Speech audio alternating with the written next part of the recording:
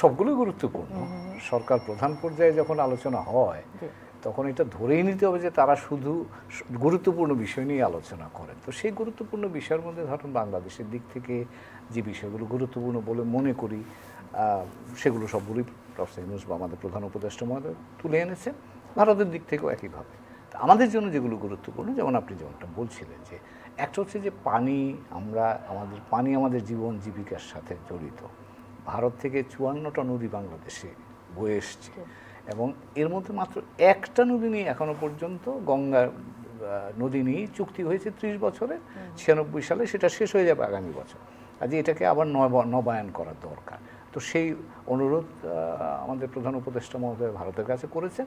ইতিমধ্যেই কিন্তু টেকনিক্যাল পর্যায়ে আলোচনা শুরু হয়েছে। কলকাতা একটা বাংলাদেশি ডেলিগেশন গিয়েও ছিল মাসখানেক আগে। তো এখানে এটা আমরা ইতিবাচকভাবে মনে করতে পারি। এটা যদি সফল হয় আমাদের জন্য, আমরা আশা করছি আবার আরেকটা ৩০ বছর যদি পাওয়া যায় আমাদের জন্য মোটামুটিভাবে ভালো হবে। তিস্তা নিয়ে অনেকদিন ধরে আমরা ঝুলে আছি। ধরেন প্রায় ১১ সাল থেকে এখনো পর্যন্ত একেবারে ফাইনাল লেভেলের ডকুমেন্টও সই করা যায়নি। তো কাজে আমরা চাচ্ছি যে তিস্তার পানির উপরে যে আমাদের ন্যায্য হিস্সা আছে সেটাকে সুনিশ্চিত করার জন্য ওই ডিলটা ওইটা যা স্বাক্ষরিত হোক, যদি আমরা জানি যে ভারতের ভেতরে এটা নিয়ে জটিলতা আছে। তো কাজে পানি একটা গুরুত্বপূর্ণ বিষয়। বাংলাদেশের বিরুদ্ধে নানান রকম অপপ্রচার হচ্ছে, সেগুলোর অনেক ক্ষেত্রেই ভারত থেকে এগুলো তৈরি হচ্ছে বা উৎস হিসেবে আসছে। থাইল্যান্ডের ব্যাংককে এই বিমস্টেক সম্মেলনের আগে ডক্টর মোহাম্মদ ইউনূস তিনি চীন সফর করেছিলেন। সেখানে একটি বক্তব্যে সেভেন সিস্টার নিয়ে তিনি কথা বলেছেন এবং সেই কথা প্রসঙ্গেও মোদির সঙ্গে এক ধরনের আলোচনা হয়েছে। অপ্রয়োজনীয় বক্তব্য এখানে আমি একটু বলবো, আমার ধারণা এই বিষয়টা আপনি যেমনটা বলছিলেন তাদের দিক থেকে সেটা তারা তুলেছে। তো আমি এটাকে যদি ঘুরিয়ে বলি, এটা একইভাবে তাদের জন্য প্রয়োজন।